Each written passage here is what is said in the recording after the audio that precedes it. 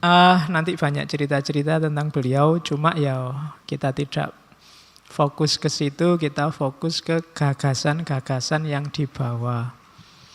Ada banyak istilah nanti yang mungkin akrab di telinga kita, mungkin kita baru tahu, oh itu dari beliau toh. Khususnya bagi teman-teman yang Jawa.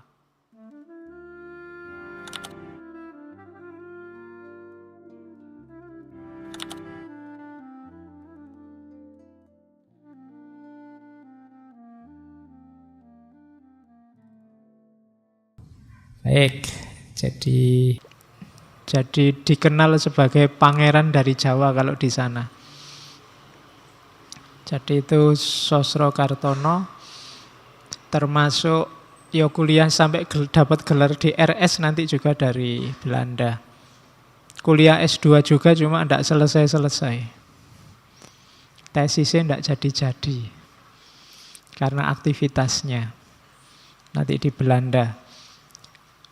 Nah, Sosro Kartono ini kalau bahasa inteleknya dia poliglot. Poliglot itu dia menguasai 41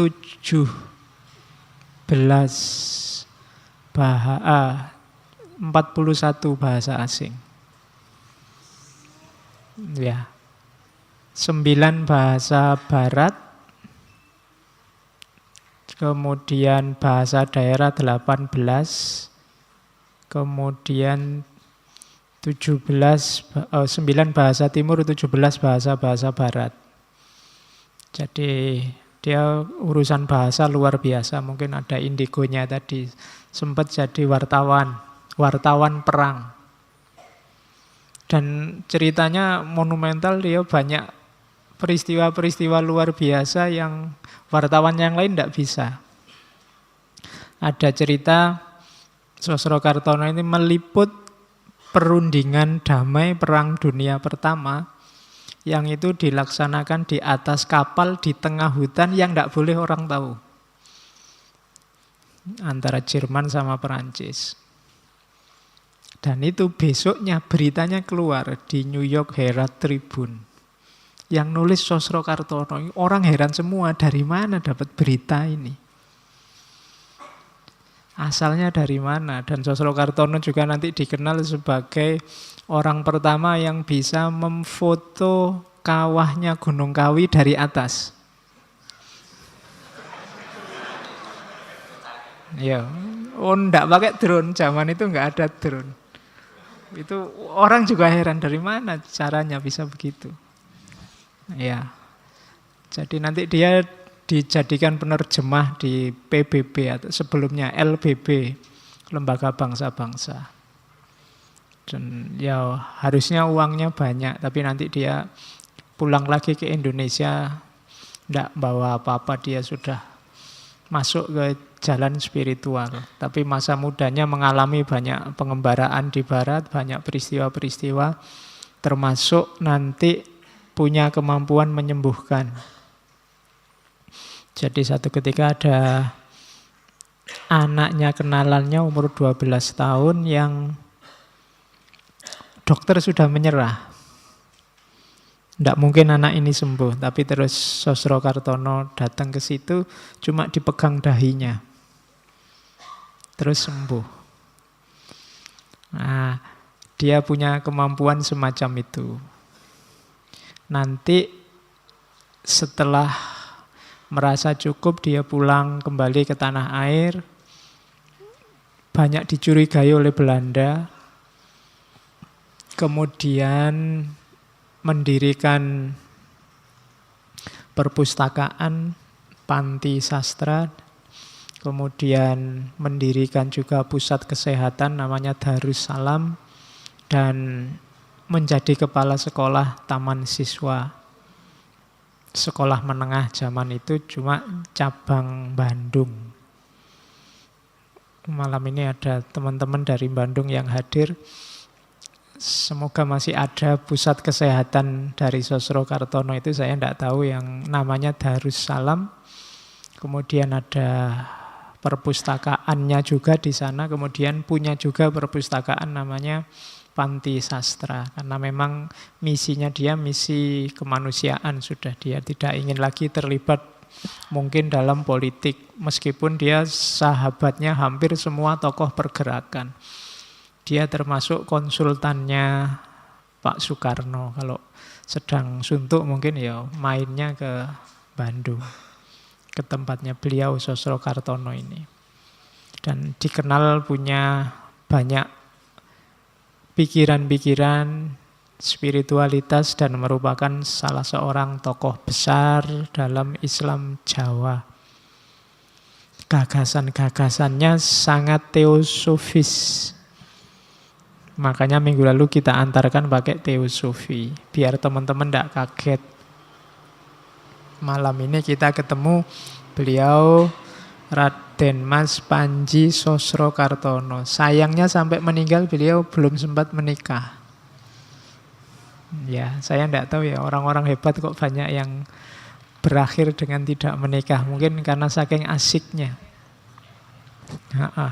Kemarin Blavatsky juga. Banyak ulama-ulama beberapa juga tidak nikah. Jangan-jangan mereka tidak tahu enaknya nikah.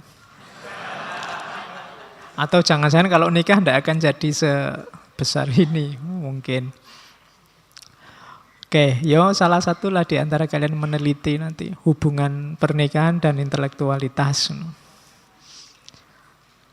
Oke, nanti banyak cerita-cerita tentang beliau. Cuma ya kita tidak fokus ke situ, kita fokus ke gagasan-gagasan yang dibawa. Ada banyak istilah nanti yang mungkin akrab di telinga kita, mungkin kita baru tahu, oh itu dari beliau toh. Khususnya bagi teman-teman yang Jawa. Oke, bismillah kita mulai ya, mulai ngaji filsafatnya. Tadi pengantarnya. Nama yang dipakai oleh Sosrokartono banyak, antara lain ini Mandor Klungsu. Klungsu itu bijinya asem. Kalau teman-teman makan buah asem itu dagingnya sudah dimakan, tinggal isinya, itu namanya klungsu. Yang nanti bisa dipakai lagi untuk nanam pohon biar jadi pohon asam. Kalau mandor kan teman-teman ngerti, mandor itu pengawas. Mandor klungsu berarti pengawasnya klungsu. Ini kelihatan unik, agak piye ya di telinga, masa pakai gelar kok mandor klungsu. Ya, pengawasnya bijinya asam. Yang pertama klungsunya. Klungsu itu kan nanti cikal bakal pohon asam. Dan pohon asam itu termasuk salah satu jenis pohon yang hampir semua bagiannya bermanfaat. Daunnya, buahnya, kayunya, bahkan kehadirannya pohon itu, kalau zaman dulu kan ditaruh di pinggir-pinggir jalan besar itu. Saya tidak tahu sekarang jarang ya. Di tempat saya dulu ya pohon pinggir jalan itu ya pohon asem. Yang biasanya dicat putih itu. Iya kan? Sekarang jarang. Sekarang pinggir jalan biasanya lampu. Kalau dulu pohon. Nah, maksudnya nama Mandor Klungsu itu yang pertama biji asemnya. Jadi paling tidak ini nama ini mengharapkan menjadi seseorang yang bermanfaat di semua levelnya. Makanya pakai nama Mandor Klungsu. Keinginan untuk menjadi buah asam yang semua bagiannya bermanfaat. Yang kedua, kokoh. Kayu asam itu kan termasuk kayu yang kokoh. Rindang. Bisa meneduhkan.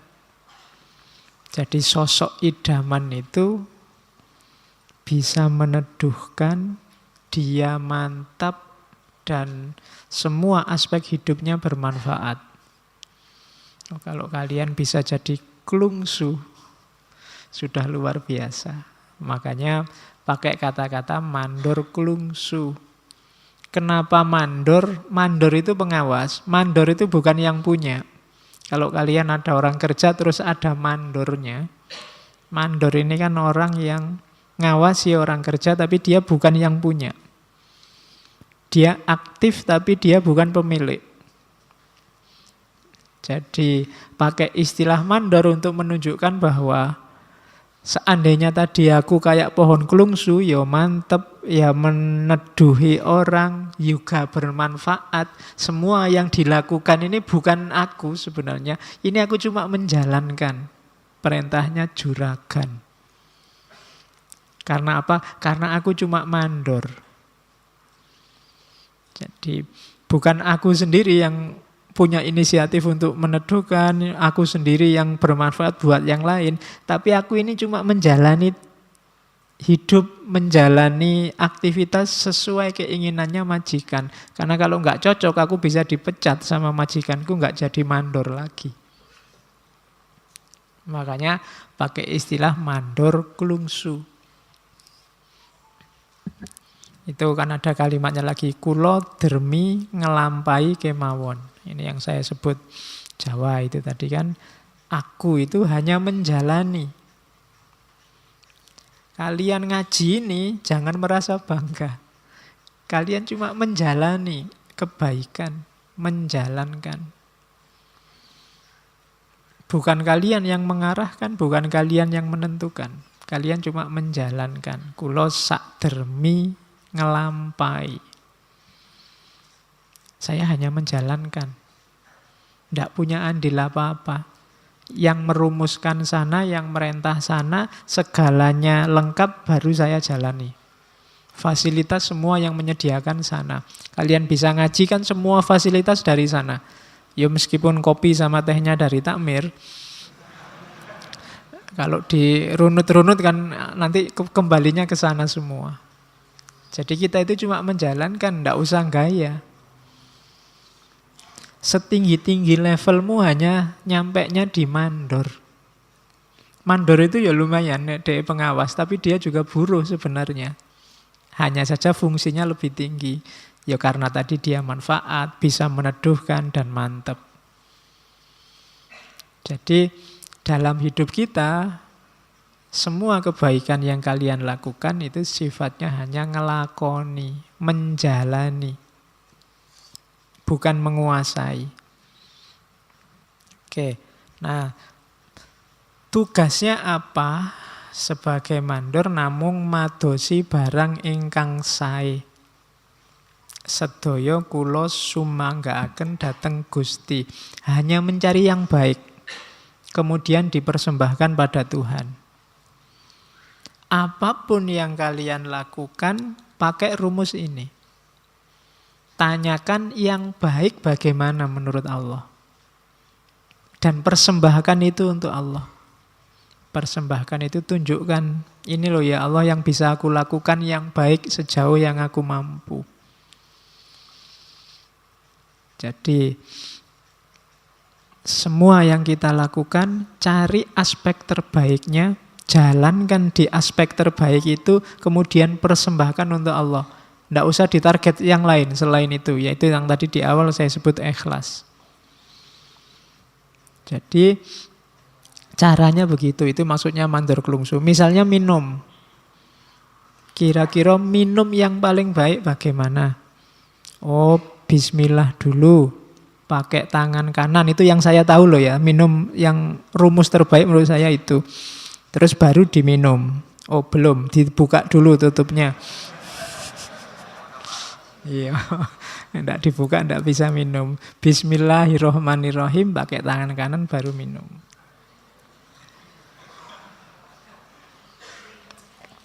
Saya menjalankan minum dalam aspek terbaik yang saya tahu tentang minum. Dan ini loh ya Allah, saya ikuti aturanmu. Persembahkan semuanya pada Allah. Itu penjabaran jauhnya mandor klungsu. Makanya tambah terus ilmumu biar kalian tahu mana jalan yang terbaik. Jadi beliau Sosrokartono itu sering pakai istilah mandor klungsu dengan filosofi seperti saya jelaskan tadi. Ya seperti adiknya Ibu kita Kartini, nanti Sosrokartono ini banyak melakukan korespondensi dengan teman-temannya. Itu nanti yang jadi bahan dikompilasi, banyak diterbitkan surat-suratnya. Kelihatannya juga Ibu Kartini itu banyak dipengaruhi oleh kakaknya ini, Sosrokartono. Jadi yang pertama sebagai mandor klungsu. Yang kedua, nama yang sering juga dipakai oleh beliau Sosrokartono itu Joko Pring. Joko itu anak muda yang belum menikah. Cuma belum menikah mungkin nggak jadi patokan kalau di Jawa. Joko itu pokoknya masih ting-ting. Apa nek lanang ya, nek wedok ting-ting. Iya.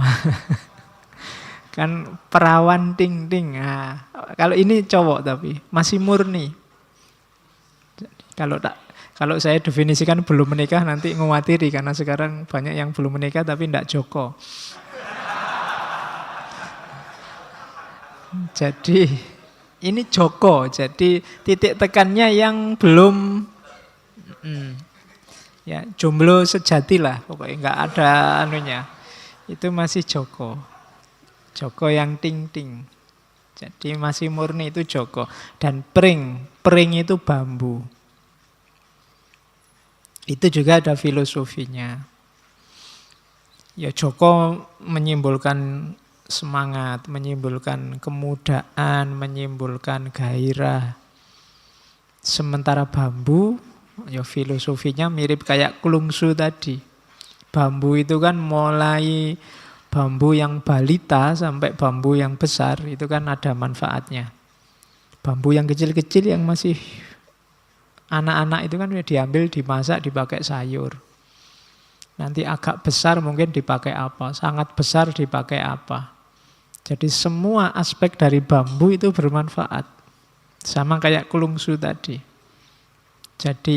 Jadi manusia yang berkarakter bambu dan murni.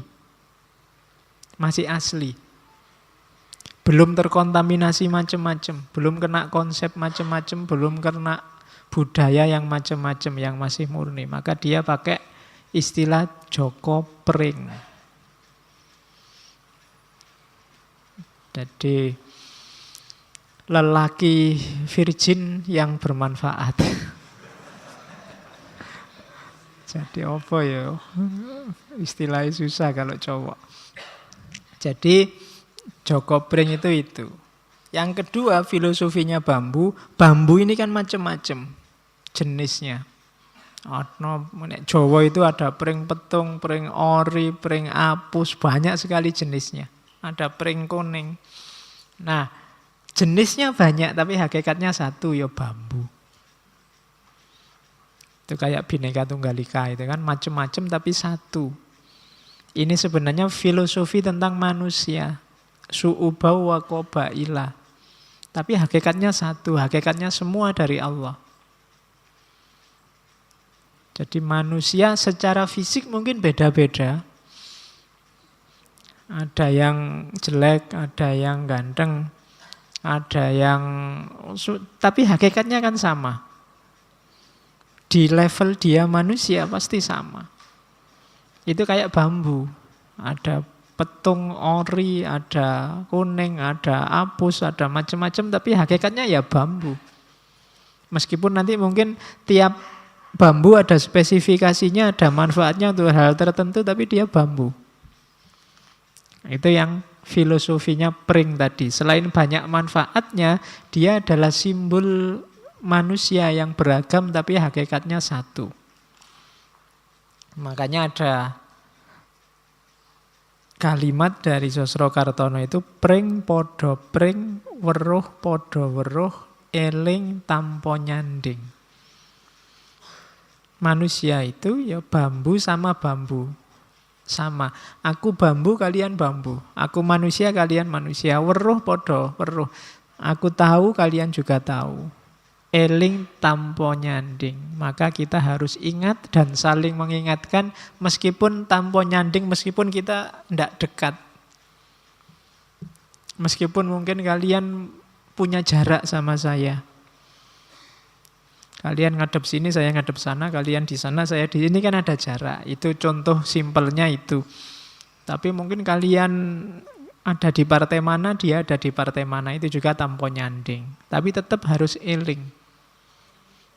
Meskipun dalam kondisi apapun, meskipun kita tidak bersama, harus tetap eling. Karena kita pring podo pring, weruh podo weruh. Di bawahnya itu sama, susah podo susah, seneng podo seneng, eling podo eling.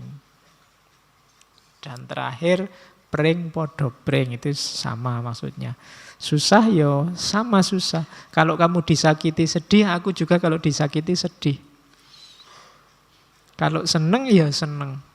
Manusia itu sama. Uangnya banyak, aku seneng, kalian juga uangnya banyak juga seneng. Ya kan? Dalam banyak hal kita ini sama, wong sama-sama manusia. Kebutuhan terpenuhi seneng, siapapun seneng. Aku seneng, kalian juga seneng. Kalau hal yang aku susahkan, kalian kalau ngalami hal yang sama, insya Allah juga sama-sama susah.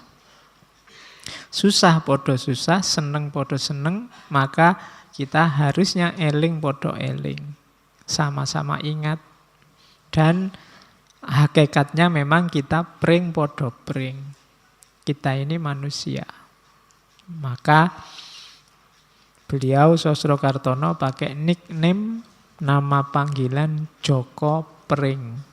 Nah, kalian kalau jadi penulis boleh pakai nama panggilan apalah, nyari-nyari apalah gitu. Ya, kan kayak judulnya koran-koran itu loh kan gitu. Kedaulatan rakyat, suara rakyat, itu kan sebenarnya nama panggilan aja. Filosofinya yang dibalik itu kan yang penting. Kalian mungkin pakai nama apalah, gagang mikrofon misalnya. Lo tinggal diatur filosofinya apa gitu. Ya, kan ada, saya masih ingat dulu Ustadz saya kalau ada orang, kamu itu nuwakal, disuruh apa-apa ndak bisa, bilangnya kamu itu kayak Quran sobek. Quran sobek itu mau diinjak-injak dibuang kok Quran, tapi dibaca ndak bisa wong sobek. Jadi menghadapi orang yang susah itu kan gitu. Mau dicuekin aja sudah, dimusuhin aja dianu, ndak bisa wong yo, masih saudara, masih teman, masih sahabat. Tapi dimanfaatkan ndak bisa, tiap hari bikin sumpek. Jadi ada tipe orang yang levelnya kayak Quran sobek. Dia apa-apain nggak bisa. Nah, yang enak dibakar. Loh ya katanya begitu, kalau ada Quran sobek dibakar saja. Jadi kalau kamu punya teman kayak Quran suwek ya diobong wae. Oke. Dikerjain ndak bisa, bikin susah tiap hari, dimanfaatkan juga ndak bisa. Oke. Nah, itu Joko Pring, nama panggilan. Terus yang pertama jelas beliau Sosrokartono itu yang jadi sandaran ingin beliau tegaskan sebagai identitas adalah kejawaannya. Itu yang paragraf kedua yang pendek itu, ingkang tansah kula mantepi agami kula lan kejawen kula. Inggih bab kalih punika ingkang kula luhuraken. Yang selalu saya pegangi dengan mantap itu agama saya dan kejawaan saya. Identitas spiritual dan identitas budayanya. Kenapa bisa dipegangi dua-duanya? Karena insya Allah pasti tidak bertentangan. Dan itulah identitas kita. Di atas itu dijelaskan Saya langsung baca terjemahannya aja ya biar kalian tidak bingung. Sebarkan benih persaudaraan dan benih keutamaan Jawa, termasuk sampai ke luar negeri, ke luar negara. Kalian yang Jawa atau yang dari etnis manapun, pegangi identitasmu, meskipun sampai keluar. Saya, katanya Sosrokartono, mendatangi para raja tetap mengenakan baju takwa lurik. Ya, baju kayak orang Jawa yang aslinya kerah-kerah Cina itu baju takwa yang lurik. Dia kemana-mana termasuk ketemu raja pakai itu. Nggak mentang-mentang ketemu raja, rajanya dari Eropa, ya terus harusnya pakai jas atau pakai apa. Nggak. Ya identitasnya aja. Jadi pakai baju takwa lurik dengan tenunan sinjang dan tidak malu meluhurkan pusaka dan wasiat warisan Jawa. Karena itu identitas kita. Malah hal itu membuat saya tampak mewah.